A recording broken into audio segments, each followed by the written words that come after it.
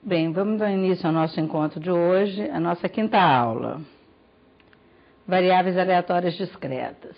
Nós vamos apresentar função discreta de probabilidade, função de distribuição de probabilidade e alguns modelos discretos.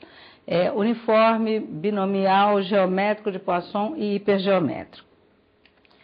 Na nossa aula de probabilidade, nós vimos que elas podem ser obtidas tanto a partir do estudo da frequência, como por suposições feitas a respeito da realização de um determinado fenômeno. Nós vamos ver agora variáveis aleatórias, né? Inicialmente para variáveis quantitativas contínuas e discretas. Eu vou definir aqui no geral e depois a aula de hoje será mais para variável aleatória discreta. Então, a variável aleatória é uma função com valores numéricos que é determinado pelos seus fatores de chance. Então, essas variáveis aleatórias, elas podem ser discretas se elas assumem valores num conjunto enumerável com determinada probabilidade. Por exemplo, número de jogos empatados, número de defeitos na fabricação de sapatos, número de filhos de uma família, ou seja, um número enumerável, um valor enumerável. Variável aleatória contínua é se esse conjunto de valores, ele pode assumir qualquer valor no intervalo dos reais. E aí, nesse caso, seria um conjunto não enumerável. Por exemplo, a altura dos eucaliptos após 3 anos de serem plantados depois de 3 anos. Duração de uma conversa telefônica, tempo de uma viagem. São exemplos de variáveis aleatórias contínuas. Quer dizer, pode assumir qualquer valor no conjunto dos reais. Função discreta de probabilidade. Se x for uma variável aleatória, e aqui na aula de hoje nós trabalharemos com variáveis aleatórias discretas, então se x for uma variável aleatória discreta, que assume valores x1, x2 até xn, a função de probabilidade é uma função que atribui a cada valor dessa variável a sua probabilidade de ocorrência. Então, por exemplo, como mostrado aí na tabela, né, variável x e a probabilidade de ocorrência de cada um dos valores. A notação utilizada é essa, que é P probabilidade de x ser igual a xi é igual a P de xi, ou mais simplificadamente, P índice i, com i variando de 1 a 2 até n, o número de valores, já que o conjunto é enumerável. Essa probabilidade é sempre um valor positivo, ou seja, maior ou igual a 0 e menor do que 1, menor ou igual a 1.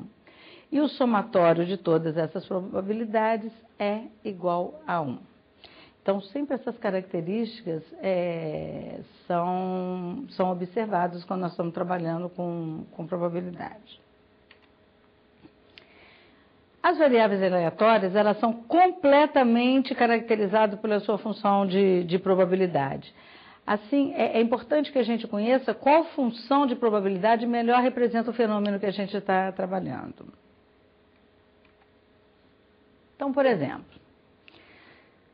houve um censo e dados desse censo numa determinada região deu a seguinte informação: 20% das famílias não têm filhos, 30% têm um filho, 35% 2 filhos, 35% têm 2 filhos, e o restante se divide igualmente em 3, 4 ou 5 filhos.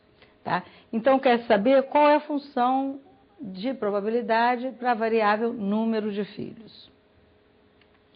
Então, vamos montar a tabela dos dados que a gente tem. Né? Coloquei o número de filhos, variável n, que varia de 0, que é não ter filho, até 5 filhos, e coloquei na segunda linha a probabilidade das variáveis, dos valores que eu conheço. Para sem filho, 20%, um filho, 30%, e assim sucessivamente.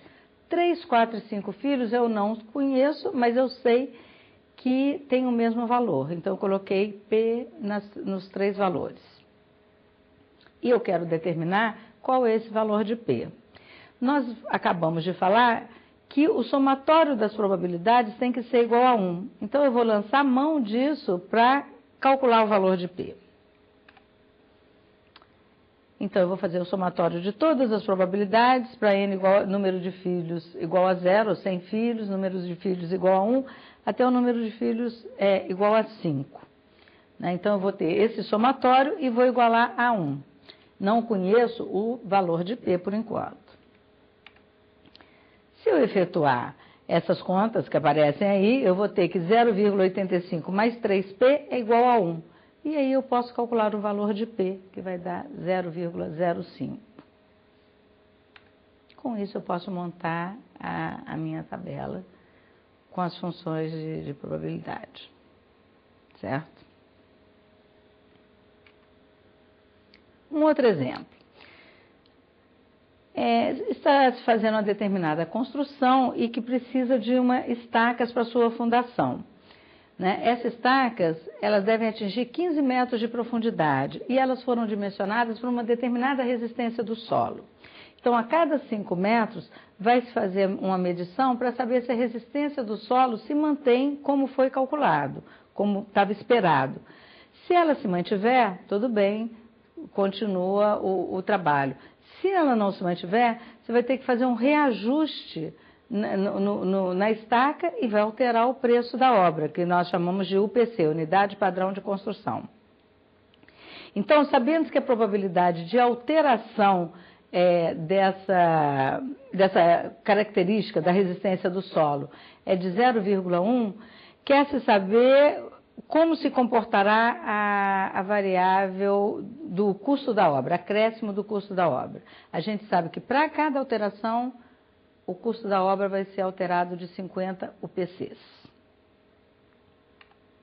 Então, só para a gente sintetizar, são 15 metros, se a medição vai ser feita a cada 5 metros, são 3 medições. Eu vou chamar de A, se aquela medição houve alguma alteração, se naquela medição houve alguma alteração na resistência do solo. E de complementar de A, se não houve alteração. Ok? Então, se houve alteração, que é o A, vai ter uma alteração também no custo da obra. Se não houve alteração, que é o A complementar, não haverá alteração no custo da obra. Então, eu vou montar como se fosse uma árvore de probabilidades e para cada medição eu vou poder ter as duas opções, alteração ou não alteração, que é o complementar de A. Então, a primeira medição, posso ter alteração com probabilidade de 0,1 ou não alteração com 0,9. Depois, para cada uma das duas, eu vou fazer depois uma segunda medição. Se houve alteração na primeira, pode ser que na segunda haja alteração ou não haja. A mesma coisa, se não houve alteração na primeira, pode ser que na segunda haja alteração ou não haja. Eu estou imaginando que elas são independentes. Né? E aí eu posso montar toda a árvore de probabilidade, né? Associando a probabilidade de 0,1 a sofrer alteração e 0,9 a não ter alteração. E aí eu posso montar uma tabela que eu coloquei em vermelho, nós vamos percorrer todos os caminhos dessa árvore. Então, coloquei em vermelho esse primeiro caminho, que é não sofrer alteração nos 3 valores. Né? Então, o custo extra da obra, nesse caso, vai ser 0. Né? Eu não tive alteração nem na primeira medição, nem na segunda, nem na terceira. Estou mostrando um outro caminho aí, que é não sofrer alteração nas 2 primeiras medições e sofrer alteração na terceira medição. Né? E aí o custo da obra vai ser 50 porque sofreu somente uma alteração. E assim nós vamos percorrer todos os caminhos e montar essa tabela associada ao custo extra da obra. Você pode dar um pause e acompanhar cada um desses caminhos para conferir, certo? Então nós associamos a cada evento do nosso espaço amostral o valor da variável custo extra. Assim, o custo extra pode assumir o valor 0 se não houve nenhuma alteração, 50 com uma alteração, até 150 com 3 alterações. Nós podemos observar também que o valor de uma variável ele pode estar associado a mais de um elemento do espaço amostral.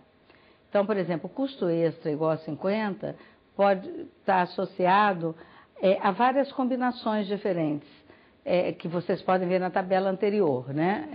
O custo extra igual a 50, ele ocorre quando houve uma alteração, quer seja na primeira medição, ou na segunda, ou na terceira. Como esses eventos são disjuntos, a probabilidade de união é o somatório das probabilidades, né? Então, nós podemos achar a probabilidade do custo extra ser 50 como sendo o somatório das 3 probabilidades de ocorrência de alteração, quer seja na primeira, ou na segunda, ou na terceira. Então, só para mostrar a montagem da tabela do custo extra, que é o que nós estamos interessados. Né? Pegamos aquela tabela que nós já mostramos anteriormente e vamos ver as 4 situações, custo extra 0, 50, 100 e 150. Custo extra igual a 0, só existe essa opção na tabela e a probabilidade associada a ela é de 0,729, que nós colocamos na nossa tabela. Custo extra igual a 50, como nós mostramos também no slide anterior, tem 3 possibilidades do custo extra igual a 50. Então, vai ser o 0,081 multiplicado por 3, que vai dar a probabilidade de ocorrência do custo extra igual a 50. E assim nós podemos fazer para cada um delas e montar a nossa tabela que associa ao valor do custo extra, de cada custo extra, a sua probabilidade de ocorrência. Função de distribuição de probabilidade, ou função acumulada de probabilidade, também para uma variável aleatória discreta. Se x for variável aleatória discreta, que assume os valores de x1 a xn, como nós já falamos, a função de distribuição de probabilidade, ou função acumulada de probabilidade, é definida como sendo o f de x, essa função de distribuição, vai ser igual à probabilidade de x ser menor ou igual a um valor real determinado, né? Então, escrito matematicamente, como f de x é igual a p de probabilidade de x ser menor ou igual a esse valor x.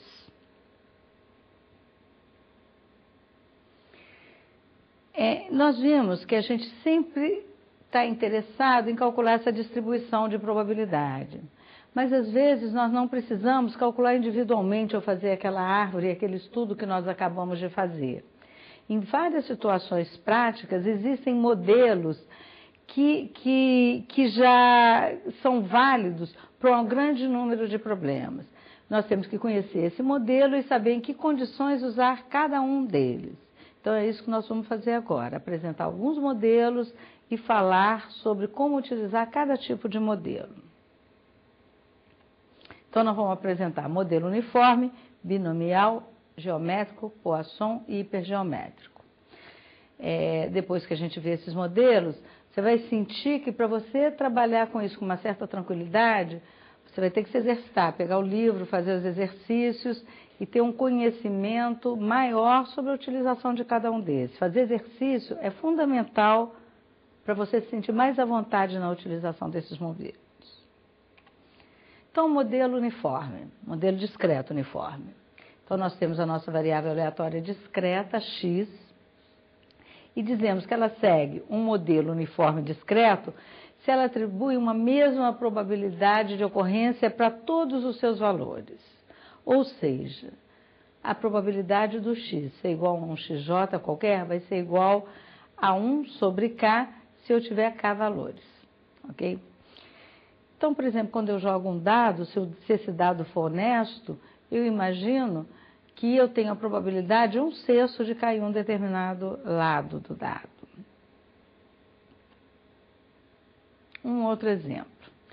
Eu tenho uma rifa com 100 bilhetes numerados, de 1 até 100, e eu quero comprar 5 bilhetes. E queria saber se eu tenho uma probabilidade maior de ganhar se eu comprar os 5 bilhetes ordenados ou escolhidos aleatoriamente, né, de uma forma qualquer. Se eu chamar de x indicie o número sorteado, e se eu imaginar que é uma rifa honesta, o sorteio de um valor dessa rifa, qualquer número pode sair com a mesma probabilidade de ocorrência. Então, a probabilidade de ocorrência de um desses valores, ele está igualmente distribuído entre 100 números. Então, vai ser 1 sobre 100 a probabilidade de ocorrência de um desses valores. Né? Se eu vou comprar 5 bilhetes, né, eu vou ter 5 possibilidades, 5 oportunidades de ser sorteada, quer dizer, de ganhar nesse único sorteio. Então, a minha probabilidade de ganhar a rifa vai ser 5 sobre 100, independente se os bilhetes estão em sequência ou se eles foram escolhidos aleatoriamente. Ok? Modelo binomial. Em várias situações, a nossa variável de interesse, ela assume só 2 valores. Por exemplo, positivo ou negativo, 0 ou 1, concorda ou não concorda, sucesso ou fracasso. Vou dar uns exemplos. Quer-se saber se jovens entre 15 e 25 anos concluíram o 2º grau. Então, a nossa variável de interesse é se esse jovem concluiu o 2º grau. Se ele não concluiu, nós podemos chamar de fracasso ou não ocorrência do evento, ou 0 ou 1. 0 a não ocorrência e 1 a ocorrência do evento. Ou quer-se fazer um estudo para saber se determinados moradores de uma determinada região foram atingidos por uma moléstia contagiosa. Então, você vai fazer esse estudo nos moradores dessa região. E a variável de interesse é se ele foi atingido por essa moléstia contagiosa. Então, nesse caso, o sucesso, se a gente chamar de fracasso, e sucesso, que é muito comum ser chamado assim, o sucesso vai ser esse indivíduo examinado ter essa doença contagiosa. Numa prova de múltipla escolha, cada questão tem 5 alternativas e só uma é a correta. Então, o evento de interesse é a resposta ao número de questões corretas. Né? Se você colocou qualquer outra, nós chamamos de fracasso. Então, você tem que determinar qual é o evento, qual é a variável, né, o que você tem interesse, que valor da variável que você tem interesse. Esse vai ser o sucesso e o outro vai ser o fracasso. O ensaio de Bernoulli, quando numa única tentativa do experimento considera-se somente a ocorrência ou não desse evento, com uma probabilidade de sucesso igual a P, nós chamamos de ensaio de Bernoulli.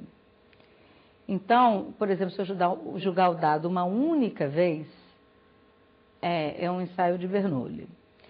Então, se eu considerar 1 a ocorrência de sucesso e 0 como sendo fracasso, eu vou ter essa tabela aí. A probabilidade associada à não ocorrência é 1 menos P e a probabilidade associada à ocorrência do evento ou sucesso é igual a P. Né? Então, por exemplo, se eu jogo um dado e eu quero saber se saiu o número 6, por exemplo, eu sei que a probabilidade de ocorrência de qualquer um evento é 1/6. Então, eu vou ter 1/6 de probabilidade de que caia o número 6 e 1 menos P, que vai dar 5/6 de probabilidade que não caia o número 6. Essa função discreta de probabilidade, ela pode ser expressa matematicamente por essa expressão, que vai ser P elevado a K, 1 menos P elevado a 1 menos K, com K variando de 0 a 1. Se você colocar o K igual a 0, você vai encontrar 1 menos P. Se você colocar o K igual a 1, você vai encontrar P. Ou seja, ela monta essa tabelinha para você. É isso que os modelos fazem para a gente. Eles vão montar aquela tabela que nós tivemos que fazer um estudo no caso da estaca. Né? O modelo, ele já dá uma expressão que vai nos ajudar a montar aquela tabela diretamente. Se nós considerarmos N repetições do ensaio de Bernoulli, né, independentes de todos com a mesma probabilidade de sucesso, nós temos o que se chama o modelo binomial. Né? E a probabilidade P é o que nós chamamos de probabilidade de sucesso ou de ocorrência do evento, e que é dado por essa expressão, né? A combinação de N, K, K, P elevado a K, 1 menos P elevado a N menos K. E agora o K não varia só de 0 a 1, né? O K vai de 0 até N, que é o número de ensaios. Coloquei essa transparência só para lembrar como é que a gente acha esse binômio, coeficiente binomial de Newton, né?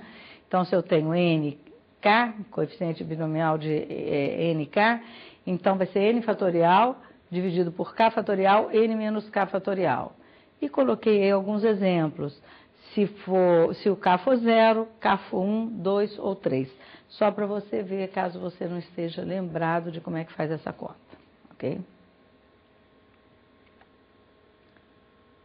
Um exemplo. Um dado é lançado 50 vezes e quer-se saber qual a probabilidade de sair 8 vezes a face com o número 6. Então, vamos tentar sistematizar esse exemplo para a gente entender melhor. O número de tentativas, no caso lá do modelo binomial, o N ali era o número de tentativas, 50. A probabilidade de sucesso, a gente já viu que de um dado é 1/6, em uma única tentativa que é independente das outras. Se o dado for honesto, essa probabilidade é 1/6. E o K, que nós queremos saber, o número de sucessos que nós estamos interessados, é a ocorrência de 8 vezes a face com o número 6. Então, K vai ser igual a 8. Então, vamos substituir naquela expressão da forma binomial, do modelo binomial, né? Então, substituímos lá com N igual a 50, K igual a 8 e P igual a 1/6.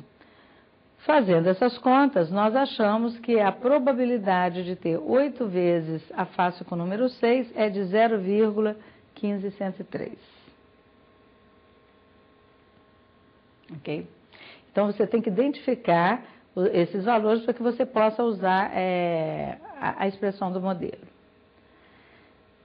Vamos voltar ao nosso exemplo da estaca, agora aplicando o modelo diretamente, né? Então, no exemplo da estaca, nós vamos chamar de sucesso a não ocorrência de alteração, ok? Então, o sucesso, uma vez que não vai alterar o curso da obra, eu estou definindo como sucesso a não ocorrência de alteração na resistência do solo, o que implica que a probabilidade dessa não ocorrência é de 0,9. Então, o sucesso é o A complementar, ou seja, a não ocorrência de alteração, e o fracasso é a ocorrência de alteração. Então, nesses 15 metros, nós vamos ter 3 medições, e sabemos que o custo extra pode variar desde 150, se eu tiver alteração nas 3 medidas, até 0, se eu não tiver alteração em nenhuma medida. Então, nós temos a expressão do nosso modelo binomial com N igual a 3, a probabilidade de sucesso, que é a não ocorrência do evento, a não ocorrência de mudança da resistência, que é 0,9.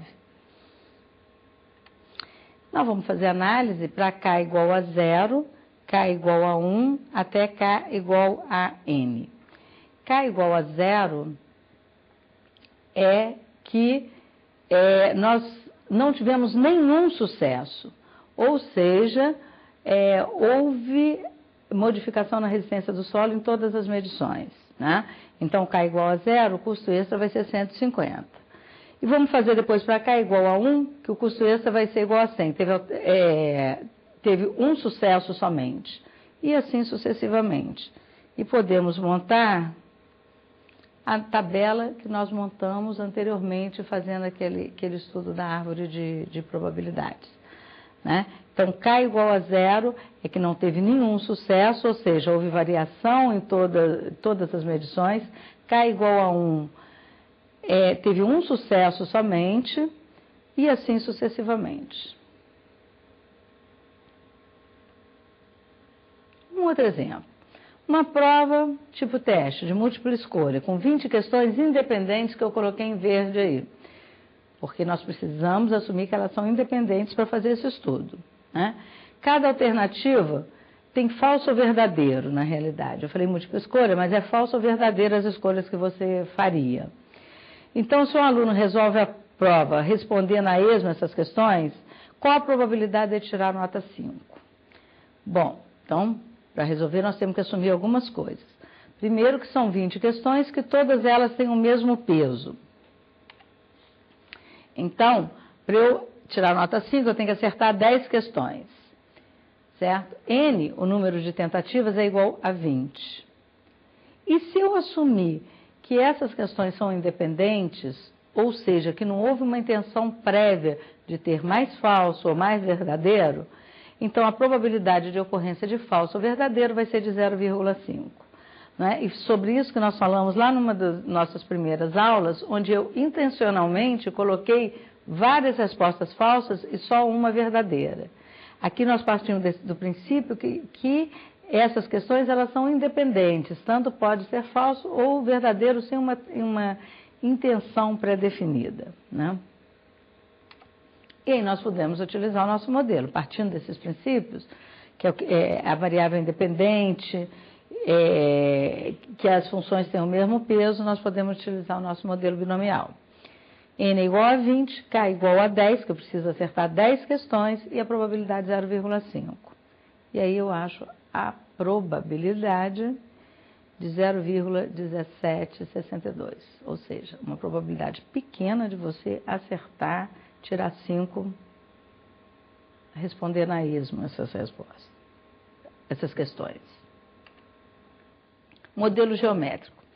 Então, a variável x, que é uma variável aleatória, ela tem distribuição de probabilidade geométrica, de parâmetro P, se sua função de probabilidade é dada por essa expressão aí, P que multiplica 1 menos P elevado a K. O P nós sabemos que é maior ou igual a 0, menor ou igual a 1, e o K vai variar 1, 2, até N. Vou exemplificar, falar melhor sobre essa distribuição geométrica e quando a gente usa. Nós podemos assumir que esse P, como sendo uma probabilidade de sucesso, e o modelo geométrico ele pode ser visto como o número de ensaios de Bernoulli que precedem o primeiro sucesso. Tá? Então, esse valor K seria o número de ensaios que precedem a ocorrência de um determinado evento. Eu acho que vendo o exercício vocês vão entender melhor.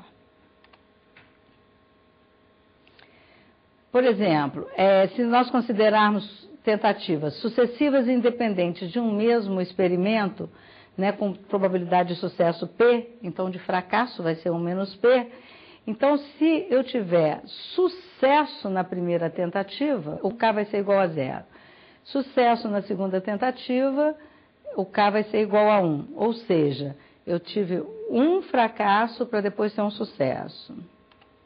Ou seja, o espaço amostral pode ser representado dessa forma. Sucesso na primeira tentativa ou fracasso na primeira, sucesso na segunda e assim sucessivamente.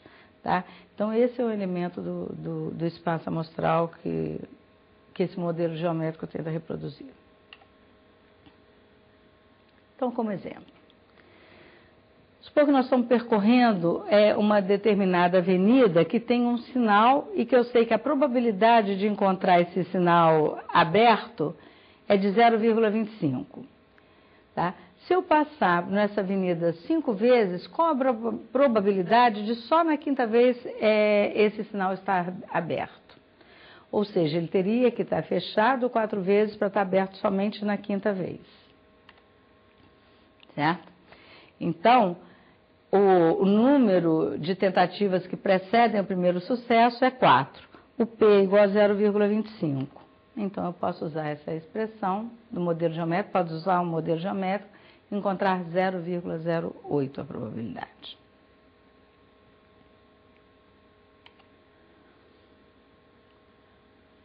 Um outro exemplo. Agora, é para fazer o estudo da probabilidade do número de lançamentos de um dado para obter pela primeira vez a face número 1. Então, eu vou fazer o estudo da primeira vez que ser lançado, já ser sucesso, ser a face número 1, depois ser sucesso da segunda, ser sucesso da terceira e assim sucessivamente. Vou analisar todas as possibilidades. Então, aqui eu estou representando algumas somente. Eu estou imaginando que eu tive sucesso no segundo lançamento. Tá? Anteriormente, eu vou mostrar uma tabela que tem todos os cálculos, todos os resultados. Aqui eu estou mostrando alguns cálculos somente. Então, se eu tive sucesso na segunda, o K é igual a 1 e eu posso achar a probabilidade. Vou mostrar um outro cálculo. Por exemplo, se eu tive sucesso na sexta tentativa, ou seja, só na sexta vez que eu joguei que eu tive a fase com o número 1. Então, K é igual a 5 e eu posso achar a probabilidade também. Então, com isso eu posso montar uma tabela onde eu tenho do lado esquerdo o sucesso, né? Então, com 1, o K seria igual a 0. Com 2, o K seria igual a 1, que foi o que nós calculamos. E assim sucessivamente. Mostrei um gráfico para você ter uma ideia do comportamento dessa variável. Ok? Então, eu mostrei o cálculo de 2 desses valores, mas no caso aí a gente teria que fazer para todos eles. Por modelo de Poisson. Dizemos que uma variável aleatória x tem distribuição de Poisson com parâmetro lambda, normalmente chamado de taxa de ocorrência, se a sua função de probabilidade é dada por essa expressão, que é o E elevado a menos lambda, lambda elevado a K, dividido por K fatorial, e o K varia de 1, 2, 3 até N. O K é o número de ocorrências e lambda é o número médio de ocorrências em um determinado intervalo. Então, para a gente usar esse modelo, nós precisamos saber o número médio de ocorrências num intervalo definido. Normalmente, o modelo de Poisson, ele é trabalhado quando a gente tem uma unidade que é contínua, né? Uma medida contínua. A variável aleatória que é discreta. Então, por exemplo, número de defeitos por centímetro quadrado, número de chamada telefônica por minuto, número de clientes por hora, e assim sucessivamente. Então, nós temos essa média de defeitos ou de chamadas telefônicas ou de clientes. Então, mais uma vez um exemplo. Em um determinado posto de saúde, vamos supor que cheguem 4 pessoas por hora, essa é a média, tá? E que ela é bem aproximada, essa taxa é bem aproximada pela distribuição de Poisson. Então, eu quero determinar a probabilidade de não chegar ninguém em meia hora e um outro de chegarem 5 pessoas também em meia hora. Então, vamos ver. A taxa de ocorrência em meia hora é 2, né? A taxa de ocorrência em 1 hora é 4, a taxa de ocorrência em meia hora é 2, é um valor médio. Então, nós vamos calcular primeiro para o número de ocorrência ser igual a 0 e depois o número de ocorrência igual a 5. Ok? Então, está aí a expressão da distribuição do modelo. O lambda, então, vai ser igual a 2, né? E nós vamos fazer primeiro para K igual a 0. É substituir nessa expressão. Lambda é igual a 2 e o K igual a 0. E achar a probabilidade que deu 0,14. Depois fazer a mesma coisa. O lambda continua igual a 2, que é a mesma taxa de ocorrência, e o K que vai ser igual a 5. Então, nós podemos ver que tem mais probabilidade de não chegar ninguém nessa meia hora do que chegarem 5 pessoas em meia hora. Suponhamos que um tecido fabricado em determinado tipo de tear apresenta defeitos que podem ser aproximados pela distribuição de Poisson com uma média de 0,2 defeitos por metro quadrado. Tá? Então, a cada metro quadrado, a gente tem uma média de 0,2 defeitos. Determine a probabilidade de que em 6 metros quadrados exista menos de 2 defeitos.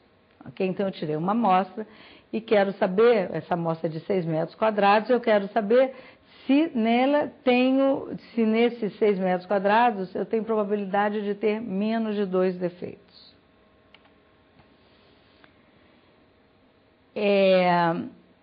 Bom, se eu sei que a taxa média é de 0,2 defeitos por metro quadrado, em 6 metros quadrados eu teria 1,2. O lambda seria igual a 0,2.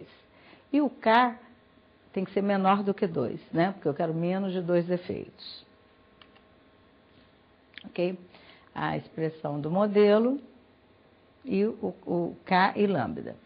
Nós sabemos, nesse caso, que a probabilidade do valor ser menor do que 2 vai ser a probabilidade, para ele ser menor do que 2, eu posso não ter nenhum defeito ou posso ter um defeito, né? Menor do que 2.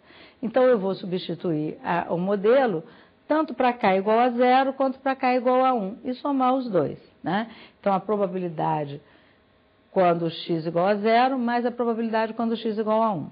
Então, substituir para achar qual é a probabilidade de x ser menor do que 2. Ok? E aí achei que eu tenho 0,6622, ou seja, 66% de probabilidade de ter menos de 2 defeitos em 6 metros quadrados. Um outro exemplo. A emissão de partículas radioativas alfa, né? Vamos supor que ela seja uma variável aleatória que segue o modelo de Poisson, a uma taxa média de ocorrência de 5 partículas por minuto. Calcula a probabilidade de haver mais de 2 emissões por minuto. Esse exercício eu fiz mais para mostrar, assim como o anterior, quando eu quero limitar essa probabilidade, né? Então, a probabilidade no exercício anterior, ela tinha que ser menor do que 2 defeitos, né? O K tinha que ser menor do que 2. Então, eu somei a probabilidade de 0 mais a probabilidade de 1. Poderia ser aplicado em outros modelos isso também. E aqui a mesma coisa, eu quero agora que K seja maior do que 2, ou seja, de 2 até infinito, eu não sei até onde vai, né? O lambda é igual a 5, e eu quero saber a probabilidade de haver mais de 2 emissões por minuto. Então, a probabilidade de x ser maior do que 2, né? O que a gente vai lançar mão aí? Eu não sei até onde iria meu somatório. No exemplo anterior, eu fiz o somatório de 0 e 1. Aqui eu não sei, eu somaria 2, 3, até quanto? Não sei qual é esse valor. Então, eu posso lançar mão de uma outra propriedade que a gente conhece. Eu sei que o somatório de todas as probabilidades é igual a 1. Então, eu posso pegar esse total e subtrair do que eu sei que eu não quero que aconteça, que é a probabilidade de x ser menor ou igual a 2. Então, eu vou ter a probabilidade do evento que eu tenho interesse, né? Eu peguei 1, que é o total, tirei o que eu não tenho interesse e vai sobrar o que eu tenho interesse. Então, a probabilidade de x ser maior do que 2 vai ser 1 menos a probabilidade de x ser menor ou igual a 2. E aí, eu vou calcular essa probabilidade de x ser menor ou igual a 2, que vai ser a probabilidade de x ser igual a 0, depois de ser igual a 1 e de ser igual a 2. Né? Como o modelo é o modelo de Poisson, eu vou usar a expressão de Poisson para cada um deles. Repito que essa ideia de tirar 1 menos esse valor que a gente não tem interesse, isso serve para qualquer modelo, né? Como aqui eu tenho partícula por minuto, é o modelo de Poisson que eu estou utilizando, então a expressão que eu vou usar para cada probabilidade, para encontrar cada probabilidade, é o modelo de Poisson, mas poderia ser outro. E, finalmente, o modelo hipergeométrico. Então, seja o conjunto de N objetos, sendo M objetos de um determinado tipo, que eu chamei do tipo 1, e os outros, que é o N menos M, do tipo 2, né? E seja X o número de objetos desse primeiro tipo, do tipo 1, que foi selecionado por sorteio de R objetos. Esse R é menor do que N, tá? E foi feito ao acaso e sem reposição. Dizemos que a variável x segue o modelo hipergeométrico se sua função de probabilidade é dada por essa expressão aí, que é uma combinação, né? O produto de duas combinações dividido por uma outra. Só para exemplificar, né? Para a gente entender melhor esse modelo. N é todo esse conjunto, né? Toda a população, digamos assim, todo esse conjunto. M seriam as bolas em verdes aí. Então, N menos M dariam as bolas em azul, né? Eu vou pegar R, que é uma determinada amostra, e eu quero saber quantos do tipo N-M, desse tipo 2, existem naquela amostra que eu peguei. Esse é o modelo hipergeométrico. Acho que a gente entende melhor com um exemplo. Uma caixa tem 10 lâmpadas, 2 são defeituosas. Tá? Se eu extrair dessa caixa uma amostra de 4 lâmpadas, eu quero saber qual a probabilidade de não ter nenhuma defeituosa ou de ter 2 defeituosas. Ou seja, eu tinha uma caixa com N lâmpadas, né, só N igual a 10, e eu vou extrair o R dali, eu vou extrair uma amostra com 4 lâmpadas, e eu sei que 2 são defeituosas naquela caixa. Eu quero saber qual a probabilidade nessa minha amostra de ter lâmpadas defeituosas, ou não ter nenhuma ou ter 2. Então, só para a gente identificar, então N vai ser igual a 10, o R, que é a amostra, vai ser igual a 4, e o M igual a 2. E o nosso K vai ser, num caso, 0 e no outro caso será 2. Né?